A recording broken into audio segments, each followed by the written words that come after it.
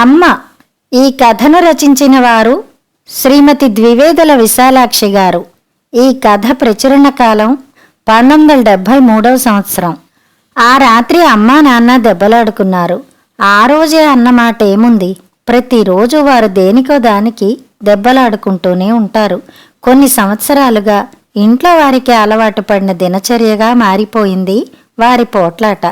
అలా వారిద్దరూ దెబ్బలాడుకోకుండా నవ్వుతూ తూలుతూ కబుర్లు చెప్పుకున్న రోజులు నాకు కొద్దిగా జ్ఞాపకం లేకపోలేదు.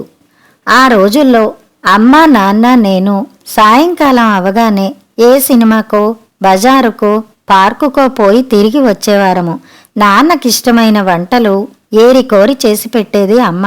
నాన్న ఆఫీస్ నుంచి వస్తూ నాకు పిప్పర్మెంట్లు బిస్కెట్లు కొని తెచ్చేవారు. అమ్మకి రకరకాల పువ్వులు తెచ్చి ఆప్యాయంగా జడలో పెట్టేవారు. ఆ రోజులు కన్నుచాటు చేసి కరిగిపోయాయి. ఎప్పుడు కరిగిపోయాయో ఎలా తరలిపోయాయో నాకిప్పుడు గుర్తులేదు. పెద్ద తమ్ముడు వాసు పుట్టిన తర్వాత కూడా మేమిద్దరం చెట్టాపట్టాలు వేసుకుని పార్కులో తిరగడం, నాన్న తెచ్చిన మిఠాయిని పంచుకు తినడం నాకు గుర్తుంది. వాసు పుట్టిన 2 ఏళ్లకి పంకజం పుట్టింది.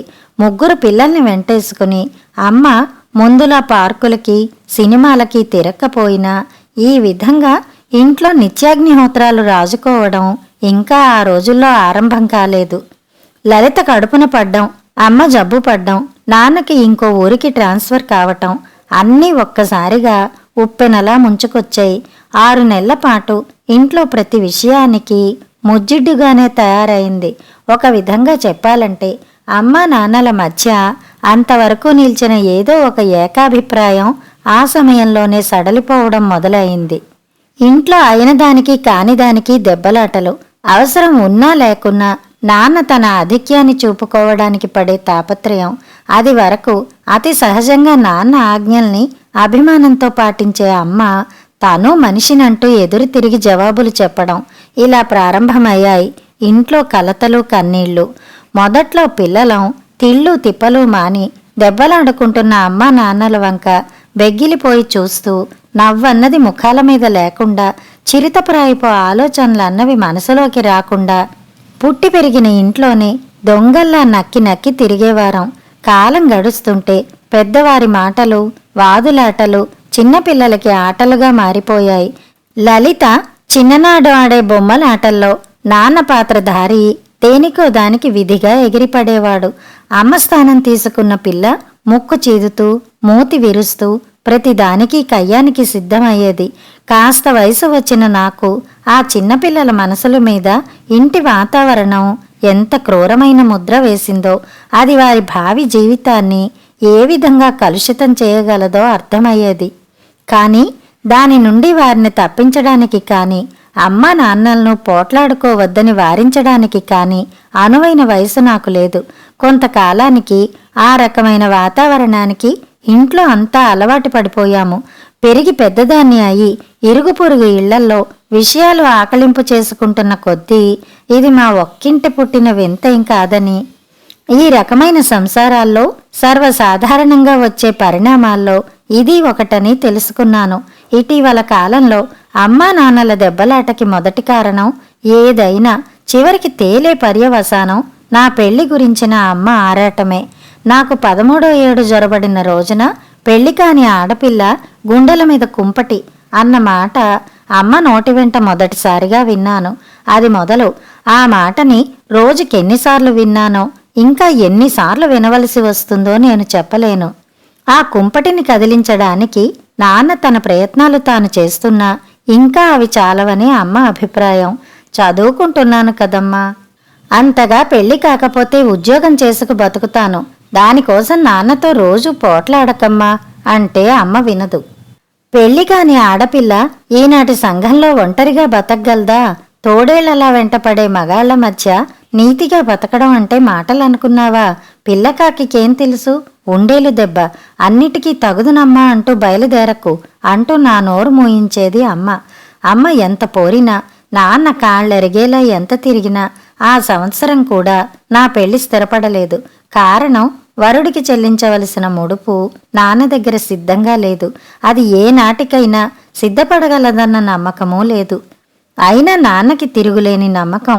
ఏదో నాటికి తన కూతురికి ఏ ఇంజనీరునో డాక్టరునో వరుడుగా తేగలనని. అడుగడుక్కి అమ్మ అడ్డు వస్తున్నా నాన్న ఇస్తున్న భరోసాతో నా చదువు మెట్రికులేషన్ వరకు సాగింది. అమ్మ దృష్టి వయసులో ఉన్న కుర్రాళ్ళని దాటి రెండో పెళ్లి వాళ్ల మీదకి మళ్ళుతున్న సమయంలో టైపు షార్ట్ హ్యాండ్ పరీక్షలు రాసి వచ్చాను. ఈ ఫలితాలు తెలిసి పరీక్షలు పాస్ అయితే ఉద్యోగం చేస్తానంటూ ఎగబడుతుంది. అప్పుడు దాన్ని కాదు కూడదు అని ఒప్పించడం కష్టం.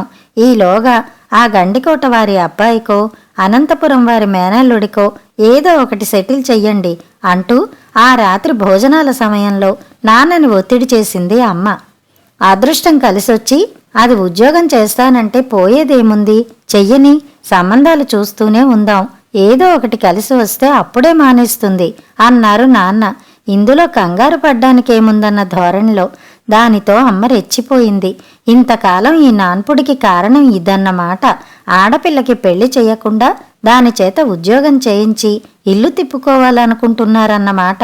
7 పిల్లల తండ్రి ఆ మాట అనిందికి సిగ్గేనే లేకపోయిందా? దాని వయస్సు ఎంతో జ్ఞాపకం ఉందా?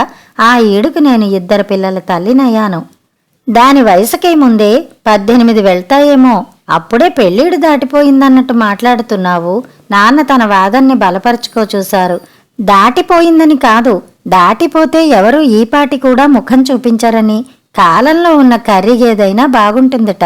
ఇంకా ఇలా ఆలోచిస్తూ కూర్చుంటే ఈ కర్రిగేదికి ఉన్న రూపు కూడా పోతుందని అమ్మ భయం.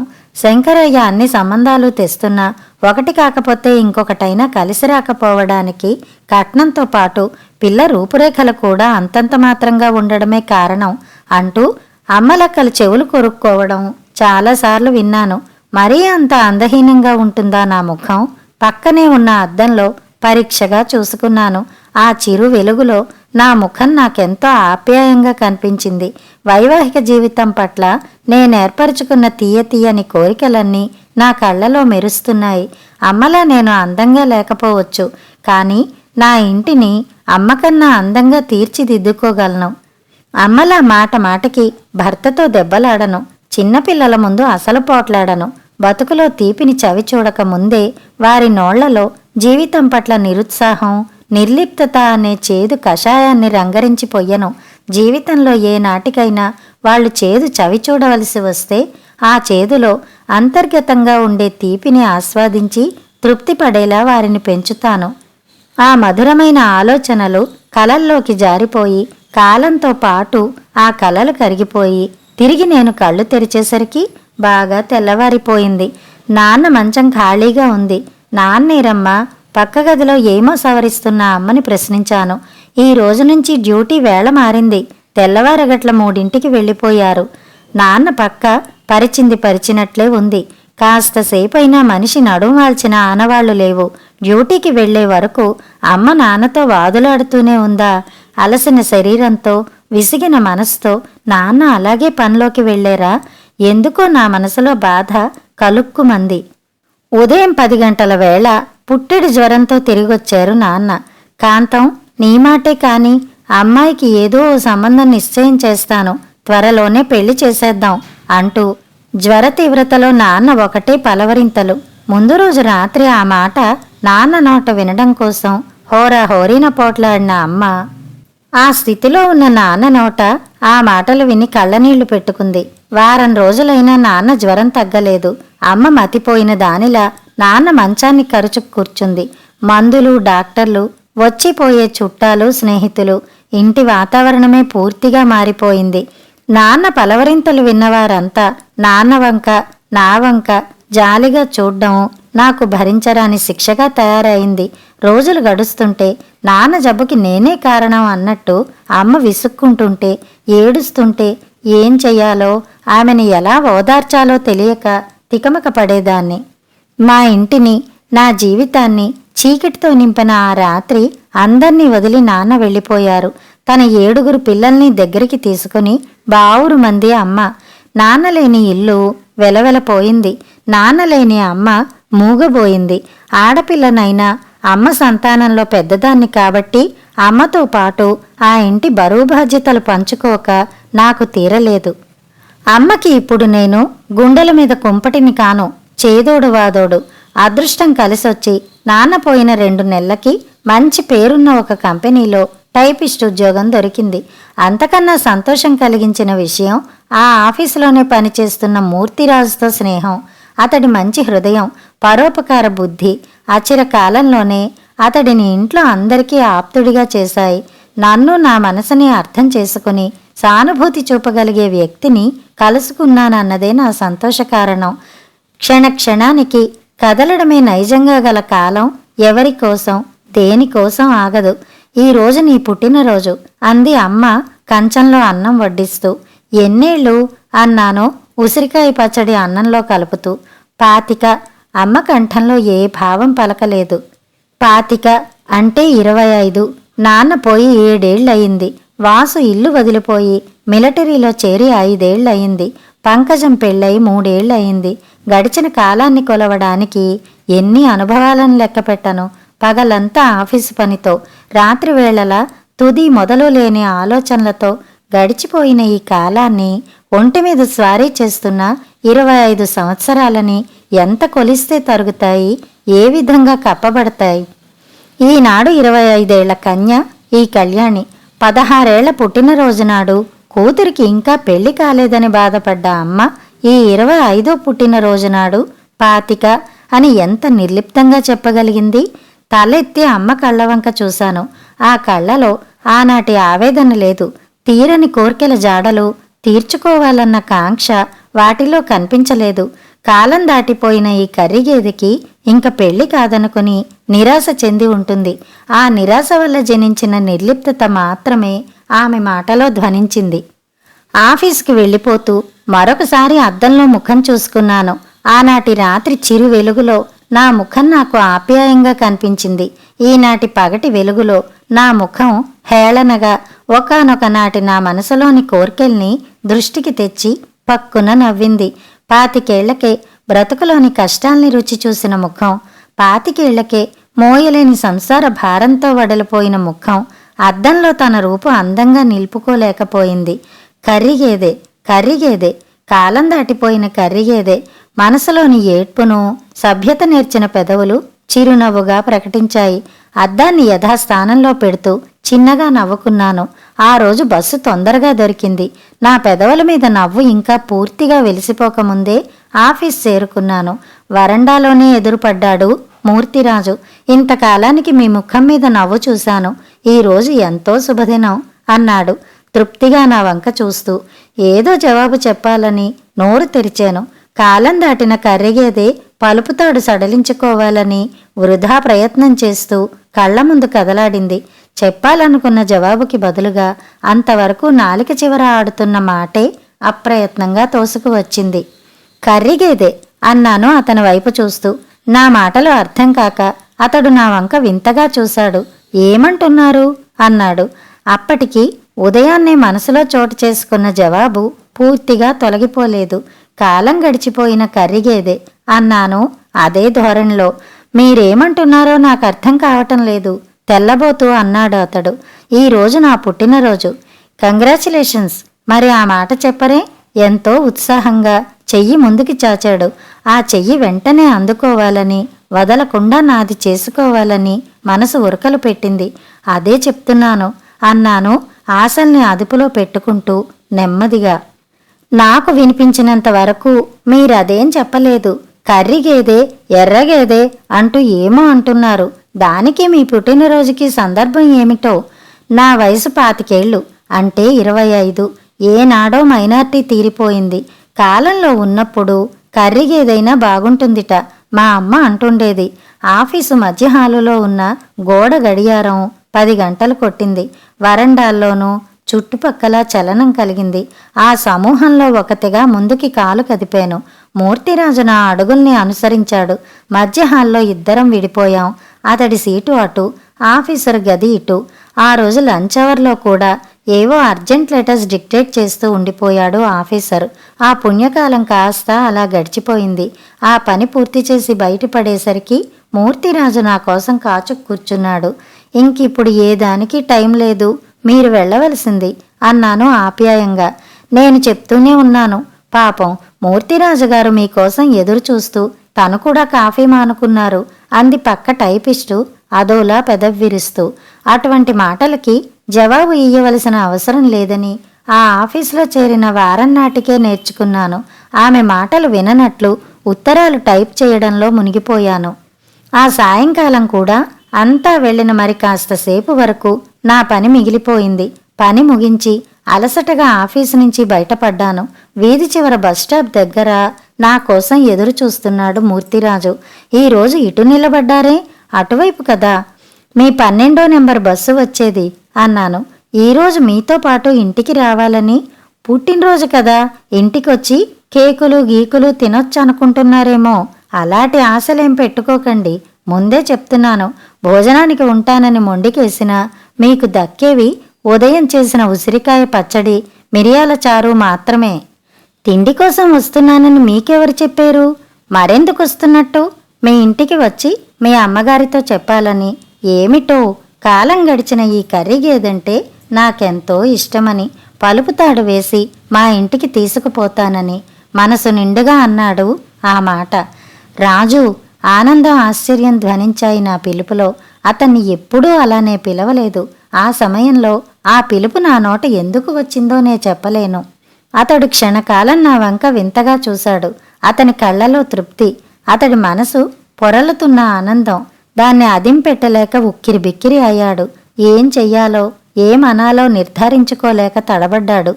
ఎంతకాలంగానో అనుకుంటున్నాను ఈ మాట. ఈరోజు మిమ్మల్ని మీరు అలా కించపరుచుకుంటుంటే నా కళ్ళల్లో మీ రూపుకున్న విలువ, నా మనసులో మీ వ్యక్తిత్వానికి ఉన్న స్థానం ఎంత ఉన్నతమైనవో తెలియచేయాలని. కానీ ఎలా చెప్పను? ఏం చెప్పినా నా భావాల ముందు ఆ మాటలు హీనంగానే కనిపిస్తాయి. 10వ నెంబరు బస్సు వచ్చింది. సాయంకాలం పూట ఉండవలసినంత రద్దీగానూ ఉంది. ఇద్దరికీ చెరో దగ్గర నిల్చిందికి స్థలం దొరికింది. తొందరపడకండి, మరోమారు బాగా ఆలోచించుకోండి అన్నాను నెమ్మదిగా అటు నడుస్తూ. ఇంకానా? 5 ఏళ్లుగా ఆకాంక్షిస్తున్నా, రాత్రి పగలు ఆరాధిస్తున్నా, ఇంకా ఆలోచనే. అతడి మాటలు సరుగుడు మొక్కలు పాడే సంగీతంలా వినిపించాయి. బస్సు బయలుదేరింది. రోజు చూస్తున్న మనుష్యులు, ఇళ్ళు, చెట్లు, చేమలు ఆ రోజు కొత్తగా కనిపించాయి. బస్సులో ఉన్న అందరి ముఖాల్లో ఎందుకో అంతులేని ఉత్సాహం పొంగి పొరలుతోంది. ఏమైంది? ఈరోజు అంతా ఇంత సంతోషంగా ఎందుకున్నారు? ఈరోజు పండుగ, పర్వదినమా, 1వ తారీఖా? ఏమిటి సంతోషానికి కారణం? నీ మనసులోని భావాల్ని ఎదుటివారిలో చూస్తున్నావు. నీలో పొంగులు వారుతున్న ఆనందం పరిసరాల్లో ప్రతిఫలిస్తోంది. అంతే. ఎవరో చెవి దగ్గరగా నోరు పెట్టి సమాధానం చెప్పినట్లు అయింది. దిగండి, మన స్టాప్ వచ్చింది. మూర్తిరాజు తట్టి పిలిచే వరకు ఆ విషయమే గుర్తించలేదు. అరగంట ప్రయాణం అప్పుడే గడిచిపోయిందా? ఆశ్చర్యంగా చూసి అతని పక్కనే నడక సాగించాను. ఇది ఏళ్ల తరబడిగా నాలో కదలాడుతున్న కోరిక. ఈనాటికి ధైర్యంగా మీ ముందు నిలిచి అర్థిస్తున్నాను. మీరు నిండు మనసుతో నా కోరిక మన్నిస్తారని. అమ్మ అనుజ్ఞ పొందడానికి ఇంకా అతనేమేమో అంటున్నాడు. ఆ మాటలు నా చెవిలో పడలేదు. పడ్డవాటిని కూడా సరిగా అర్థం చేసుకునే స్థితిలో నా మనసు లేదు. అమ్మ చెప్పబోయే జవాబు కోసం నా మనసు తహతహలాడింది. వయసొచ్చిన తన కూతురికి తగినంత కట్నం పెట్టలేని కారణంగా పెళ్లి కాలేదని 10 ఏళ్ల కిందటే అల్లలాడిన తల్లి, సలక్షణంగా ఉద్యోగం చేసుకుంటున్నవాడు, ఉన్నతమైన భావాలు, ఉదారమైన మనసు కలవాడు ఏరి కోరి స్వయంగా వచ్చి పెళ్లి చేసుకుంటానంటే ఏమంటుంది? ఎగిరి గంతేయడం మినహా దానికి ఇంకో జవాబు ఏముంటుంది? జీవితంలో ఏనాటి నుంచో కళ్ళకంటున్న శుభదినం ఈనాటికి తనంత తానుగా వచ్చి ముందర నిలిచిందన్న తృప్తి, ఆనందంతో అమ్మ కళ్ళలో కదలాడే భావాలు చూడాలని అటు కళ్ళు తిప్పాను. ఏ భావం ప్రసరించని కళ్ళు. నాన్న పోయినప్పటి నుండి కన్నీరు కార్చడమే కాని నవ్వడం ఎరగని ఆ కళ్ళు పాతబడి రంగు వెలిసిపోయిన గాజుబుడ్లలా ఉన్నాయి. ముభావంగా అస్పష్టంగా ఏదో గొణిగింది అమ్మ. ఆపాటి అంగీకారానికి ఎగిరి గంతేశాడు మూర్తిరాజు. రా కళ్యాణి, మా అమ్మతో కూడా చెప్పేద్దాం. తన కొడుకు బ్రహ్మచర్యం వదిలించడం కోసం ఆ లోకం నుంచి దిగివచ్చిన దేవతని కాదు కాదు, పొరపాటు, కర్రిగేదని మా అమ్మ కూడా చూసి అభినందిస్తుంది అన్నాడు మూర్తిరాజు ఆనందంలో మునకలు వేస్తూ. వెళ్ళిరానా అమ్మా? వెళ్ళు, వేగంగా తిరిగిరా. నూతిలోంచి వచ్చినట్లు అతి దూరంగా పొడి పొడిగా వినిపించింది అమ్మ మాట. మూర్తిరాజు తల్లి భోజనం చెయ్యందే వెళ్ళడానికి వీల్లేదని బలవంత పెట్టింది. ఎంత తప్పుకోవాలనుకున్నా ఆవిడ పడనీలేదు. మొక్కై వంగనిది మానై వంగుతుందా అంటారు. ఇంకా మూడు ముళ్ళు పడకముందే నా మాట వినని దానివి రేపొద్దున వాడిని కొంగున కట్టుకున్నాక వింటావన్న భరోసా ఏమిటి? ఇలా అయితే ఈ పెళ్లికి నేను చచ్చినా ఒప్పుకోను అంది ఆవిడ నవ్వుతూ. అమ్మగారితో మీరు చెప్పండి, ఇంకో రోజు వస్తాను అన్నాను మూర్తిరాజు సహాయం కోరుతూ. అదేమో నాకేం తెలియదు, నీ ఇష్టం, మీ అత్తగారిష్టం అంటూ అక్కడ్నుంచి చల్లగా జారుకున్నాడు మూర్తిరాజు. భోజనం చేసి ఎటూ కాని సమయంలో బస్సు అందుకుని ఇంటికి వచ్చేసరికి బాగా ఆలస్యం అయింది. ఇంక మీరు వెళ్ళండి, లాస్ట్ బస్ మిస్ అయితే కష్టం అన్నాను. కష్టం కాదు, సుఖం, అంచక్కా తిరిగి ఇక్కడికే వచ్చేస్తాను అన్నాడు అతడు చిలిపిగా నవ్వుతూ. ఆ పాటి దానికి వెళ్ళడం ఎందుకు? అమ్మతో సాకు చెప్పడానికి, అసత్యవాద దోషం తగలకుండా ఉండడానికి నవ్వు ముఖంతో చేయి ఊపుతూ అతడు వెళ్ళిపోయాడు. ఇల్లంతా చిమ్మ చీకటిగా ఉంది. రాత్రి పొడుగునా దివిటీలా దీపం వెలగందే నిద్రపోని బుచ్చిగాడి పక్క దగ్గరగా కూడా దీపం లేదు. ఏమైంది? గాలికి ఆరిపోయిందా, లేక కిరసనాయిలు కొద్దిగా ఉండి కొడిగట్టిపోయిందా? అలవాటు పడిన ఇంట్లో తడుముకుంటూ పోయి వరండా గూటిలో ఉండే అగ్గిపెట్టి తీసి వెలిగించాను. ఇల్లంతా శూన్యం, మనుషులున్న జాడలేదు. ఇంత రాత్రివేళ అంతా ఎక్కడికి వెళ్లారు? ఇంటికి తాళమైనా పెట్టకుండా. అందున అమ్మ ఎక్కడికెడుతుంది? ఓరవాకిలిగా వేసి ఉన్న పక్క గది తలుపు తోశాను. గదిలో మూలగా ఉన్న మంచం మీద అమ్మ వెల్లకిలా పడుకుని నిద్రపోతోంది. చీమ చిటుక్కుమన్నా లేచి కూర్చునే అమ్మ ఇంత గాఢంగా నిద్రపోవడమేమిటి? ఏదో పాడు సంక మనసులో బల్లెంలా దిగబడింది. చేతిలో లాంతరు పట్టుకుని దగ్గరగా వెళ్ళాను. నలిగిన పక్క మీద అమ్మ కాళ్ళు చేతులు మంచం పట్టి మించి కిందకి వేలాడుతూ పడి ఉంది. అమ్మ మూసి ఉన్న పిడికిల్లో మడతలతో నలిగి ఉన్న కాగితం. అమ్మా! ఏడుపు ఆత్రం కలగలుపుగా ధ్వనించిన పిలుపు అది. అమ్మ పలకలేదు. ఆమె చేతిలో కాగితం ఆ విషాద గాథ చెప్పింది. నువ్వు పక్కన లేందే ఈ బాధ్యత నేనొక్కదాన్నే మొయ్యలేనే కళ్యాణి. అందుకే ఈ నిర్ణయానికొచ్చాను. పెళ్లి చేసుకున్నంత మాత్రాన మిమ్మల్ని దూరం చేసుకుంటానా అమ్మా? చెల్లెళ్లను తమ్ముళ్లను నా బిడ్డలతో పాటు చూసుకుంటాను. ఈ బరువు బాధ్యతల్ని మోయడానికి ఇప్పుడు నేనొక్కదాన్నే ఉన్నాను. అప్పుడు మూర్తిరాజు కూడా తోడు ఉంటాడు అంటావు. నువ్వు అలా అంటావని నాకు తెలుసు కళ్యాణి. దానికి మూర్తిరాజు కూడా ఒప్పుకుంటాడని నాకు తెలుసు. కానీ ఆడదాని జీవితంలోని ఇంకో విషయం కూడా నాకు తెలుసు తల్లి. అదే కన్నతల్లి మనసు. తన పిల్లల భవిష్యత్తు కోసం రాయిగా మారిపోగలిగే వెన్న వంటి కన్నతల్లి మనసు. 7 ఏళ్ల కిందట నీ పెళ్ళి అనే మాట వినడానికి ఈ తల్లి హృదయం అహోరాత్రాలు కొట్టుమిట్టాడింది. కానీ ఈనాడు మిగిలిన ఈ పిల్లల కోసం నీ ఆనందానికి అడ్డుగోడగా నాకు నిలవక తప్పలేదు.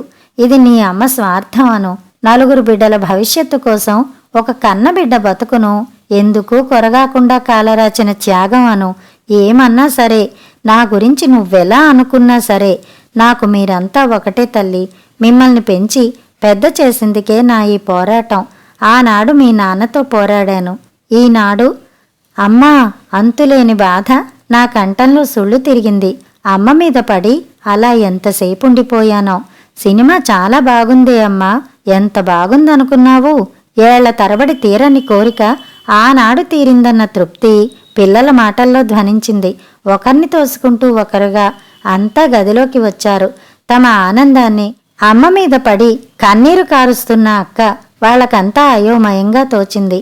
అక్క అక్క అమ్మకేమైంది అక్క? ఒక్కుమ్మడిగా ప్రశ్నించారు. అమ్మకేమైందో, ఎందుకలా అయిందో ఏమని చెప్పను. 4 పిల్లల్ని దగ్గరికి తీసుకుని బావురుమన్నాను. నాన్న పోయిన రోజు గుర్తుకొచ్చింది. ఆ రోజు అందరికీ అండగా అమ్మ ఉంది. ఈరోజు కథ సమాప్తం.